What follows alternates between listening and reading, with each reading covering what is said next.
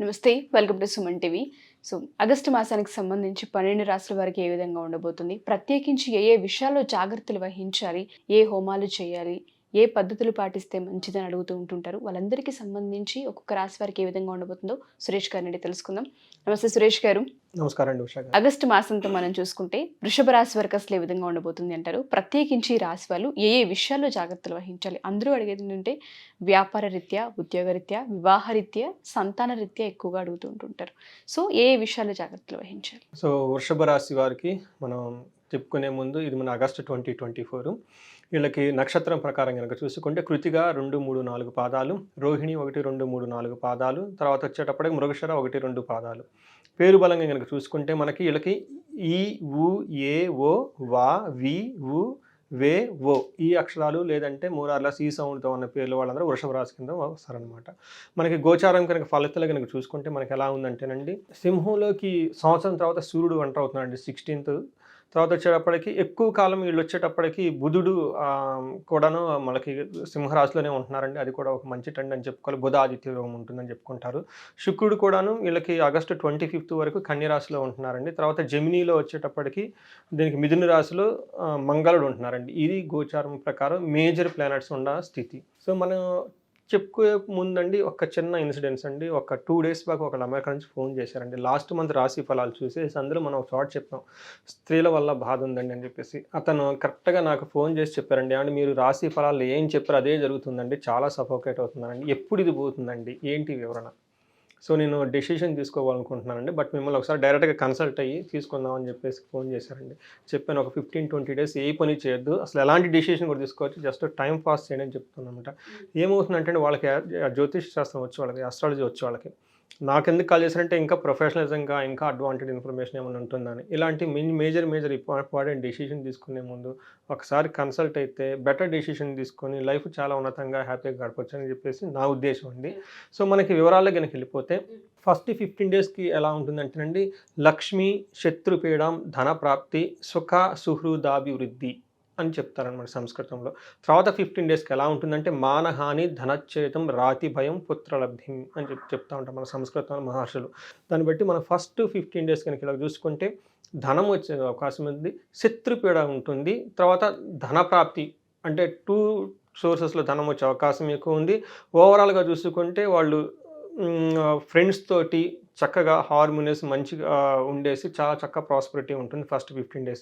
తర్వాత వచ్చేటప్పటికి సమాజంలో వీళ్ళకి గౌరవ మర్యాదలు తగ్గే అవకాశం ఎక్కువ ఉంటుంది, ధన నష్టం ఎక్కువ చూపిస్తుంది, శత్రువుల వల్ల బాధ వచ్చే అవకాశం ఎక్కువ ఉంటుంది, పుత్రుల ద్వారా లాభం ఉందని చెప్పేసి సెకండ్ 15 days మనం చెప్పుకోవాలన్నమాట. దీన్ని మనకి సూక్ష్మ గోచారం అంటారండి. ఆ తర్వాత గోచారం పరంగా మనం మామూలుగా చూసుకుంటే కనుక 4th హౌస్లో వీళ్ళకి సూర్యుడు ఉన్నాడండి. ఇది అంత అనుకూలమైన టైం కాదు, కానీ లోహమూర్తిగా ఉండటంతో అనుకూలంగా లేకపోయినా కానీ డ్యామేజ్ అయితే కాదండి, అంటే ఎక్కడ హాని జరగదు, అలా ఉంటుంటారు. అంటే లైట్గా మైల్డ్గా వచ్చేసి పోతూ ఉంటాయి అన్నమాట. ఏ విషయంలో అంటే వీళ్ళకి ఇంటిలో కొంచెం భయం, సుఖం లేకపోవటం, భోజనం, ప్రయాణాల్లో విఘ్నాలు, అనారోగ్యం, తర్వాత అప్పుల వాళ్ళ ఒత్తిడి జనరల్గా ఉంటాయి. కానీ ఈసారి వీళ్ళకి లోహమూర్తిగా రావడంతో ఇలాంటి విషయాల్లో ఎక్కువ ఇబ్బంది ఉండదు, మైల్డ్గా ఇంపాక్ట్ ఉంటుందని చెప్పుకోవాలి.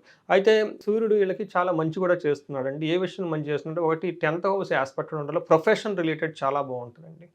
తర్వాత ధనలాభం చూపిస్తుంది, తర్వాత అధికారులను కలవటానికి, తర్వాత గవర్నమెంట్ అఫీషియల్ని కలవటానికి, తర్వాత పై అధికారులతో గవర్నమెంట్ అఫీషియల్ ఎలాంటి డీలింగ్స్ పెట్టుకోవడానికి చాలా మంచి టైం అండి. కార్యసిద్ధి కలుగుతుంది, మంచి సౌఖ్యం ఉంటుంది. అప్పటిదాకా మనసులో ఏదైనా గనక ఒక అంబిషన్స్ కానీ ఫిల్ అవ్వాల్సిన స్ట్రగుల్ అవుతున్న వాళ్ళు ఈ టైంలో అవి కార్యరూపం దాల్చి చాలా చక్కగా అనుకూలత కలిగించే అవకాశం సూర్యుడి వల్ల ఉందండి. ఆ విధంగా నెక్స్ట్ కనుక చూసుకుంటే మార్స్ వీళ్ళకి ఫస్ట్ హౌస్లో ఉన్నారండి. యాక్చువల్ ఫస్ట్ హౌస్లో మార్స్ మంచిది కాదు, కానీ రజతమూర్తిగా ఉండటంతో వీళ్ళకి యావరేజ్గా ఉంటుంది అనమాట. అంటే మనం హాని చేసే విధంగా ఉండదు అని చెప్పేసి. బట్ ఏ విషయంలో జాగ్రత్తగా ఉండాలంటే కొంచెం వాహనాలు నడిపే విషయాల్లో అధికారులతో మాట పట్టింపు లేకుండా ఫ్రీ ఫ్లోయింగ్గా కనుక వెళ్తే చాలా బాగుంటుంది. ఈ 4th హౌస్ని ఆస్పెక్ట్ చేయటం వల్ల ఏమవుతుందంటే అండి, బంధువులతో వైరాగ్యము. అయితే యాక్చువల్గా మార్స్ ఓవరాల్గా బంధువులకు సంబంధించిన విషయాల్లో, తర్వాత ఆరోగ్యం విషయంలో, వివాదాల విషయాల్లో లైట్గా మోడరేట్గా కలహాలు కలిగించే విషయం ఎక్కువగా ఉంది కాబట్టి కొంచెం జాగ్రత్తగా ఉండాలి. తర్వాత వాళ్ళకి 8th హౌస్‌లో కూడా ఉండటం వల్ల ఏమవుతుందంటే అప్పుల వాళ్ళ వల్ల అవమానము, ధన నష్టము, నిరాశ జరిగే అవకాశాలు ఎక్కువగా ఉన్నాయి. అవి కూడా చాలా తక్కువ రేంజ్‌లో జరుగుతూ ఉంటాయి. బట్ ఓవరాల్‌గా మార్స్ చూసుకుంటే వీళ్ళకి యావరేజ్ ఉన్నారు. అంటే అలా ఇబ్బంది పెట్టే విధంగా లేరు. అలానే గ్రహం ఉన్నప్పుడు దాని ఇంపాక్ట్ ఉంటుంది కాబట్టి అది తక్కువ స్థాయిలో ఉంటుంది. సో వీళ్ళకి శుక్రుడు అగైన్ చాలా మంచి చేస్తున్నాడండి. శుక్రుడు 4వ ఇంట్లో ఉండటం వల్ల, సువర్ణమూర్తిగా ఉండటం వల్ల చాలా మంచి ఇంపాక్ట్‌తో ఉండేసి ఒక రకంగా చెప్పాలంటే ది బెస్ట్ ఆఫ్ బెస్ట్‌గా ఉంటారు. అందులోను వీళ్ళకి ఎప్పటి వరకు బావుంటుందంటే 15th నుంచి 20th మధ్యలో ఈ ఈ 10 డేస్‌లో చాలా మంచి పీరియడ్ అని మనం చెప్పుకోవాలి. ఏ విషయాల్లో బాగుంటుందంటే బంధువులతో మంచి అప్రిసియేషన్ వస్తుందండి. స్త్రీలతో మాట్లాడటానికి వాళ్ళ ద్వారా చాలా ఆదాయం ఉంటుంది. వాళ్ళతో గనక ఎలాంటి వ్యవహారాలు నడిపినా కానీ తర్వాత పుత్ర మిత్ర కళాత్ర బంధువులతో సంతోషంగా ఉంటారు. పిల్లలతో కానివ్వండి, తర్వాత వైఫ్తో కానివ్వండి, బంధువులతో కానీ సంతోషంగా ఉంటారు. తర్వాత విందులు వినోదాలతో చాలా చక్కగా గడిపే అవకాశం ఆ టైంలో ఎక్కువ ఉందండి. అలానే వీళ్ళు 10th హౌస్‌ని చూడంగానే ప్రొఫెషన్ మీకు ఇందాక ఆల్రెడీ చెప్పినట్టు సూర్యుడితో పాటు కూడా శుక్రుడు కూడా అనుకూలంగా ఉండటంతో ప్రొఫెషన్‌లో మీకు ఎవరు శత్రువులు బాధలు అనేవాళ్ళు ఉండరు. మీ కనుచూపు మేరలో ఉండరు. స్త్రీల వల్ల చాలా బాగుంటుంది. వ్యవహారాలలో కొంచెం డీలింగ్స్ చేసేటప్పుడు కొంచెం కేర్‌ఫుల్‌గా ఉండాలి. బట్ మిత్రలాభం, ఉద్యోగలం. బట్ ఓవరాల్‌గా చూసుకుంటే వీళ్ళకి శుక్రుని వల్ల, సూర్యుని వల్ల చాలా బాగుంటుంది. మార్స్ వీళ్ళకి సరిగా ఉండకపోడు. కానీ ఈ టైం గోచారంలో జనరల్‌గా మార్స్ కూడా వీళ్ళని ఇబ్బంది పెట్టే స్థితిలో లేరు కాబట్టి ఓవరాల్‌గా బాగుందని చెప్పుకోవాలండి వృషభ రాశి వాళ్ళకి. యాక్చువల్‌గా లాస్ట్ 3, 4 మంత్స్‌తో పోలిస్తే ఈ మంత్ చాలా బాగుంది వృషభ రాశి వాళ్ళకని చెప్పుకోవాలి మనం. తర్వాత మనకి అంగగోచారం ప్రకారం గనుక చూసుకుంటే నక్షత్రం వాళ్ళకి కృతికా నక్షత్రం వాళ్ళకి భయం కలిగే విషయాలు వస్తాయి. తర్వాత కలహాలు వచ్చే అవకాశం ఉంది. కానీ దానికి మీరు రియాక్ట్ అవ్వకుండా ఉంటే అల్టిమేట్‌గా మీరు విజయం సాధిస్తారు. ఇది చాలా గొప్ప చెప్పుకోవాలన్నమాట. అలానే వృషభ రాశి వాళ్ళలో మనకి కృతిగా రోహిణి నక్షత్రం వాళ్ళకి ఐశ్వర్యం వస్తుంది. అనుకున్న పని అనుకున్నట్టు పనులు అవుతాయి. ఎక్కడైనా గనక భయం కలిగే విషయాలు, హాని జరుగుతుందనే విషయాల్లో కలిగే సిచ్యువేషన్స్ ఉంటాయి. బట్ వాటిని మీరు ఏం పట్టించుకునే అవసరం లేక మీరు వెళ్ళిపోతే మీకు రిజల్ట్ వచ్చేస్తుంది. మృగశిర నక్షత్రం వాళ్ళకి కనుక చూసుకుంటే వీళ్ళు ధనలాభం చూపిస్తుందండి. తర్వాత ఐశ్వర్యం కలిగిస్తుంది, జయం కలిగిస్తుంది, ధనలాభం విశేషంగా ఉంది.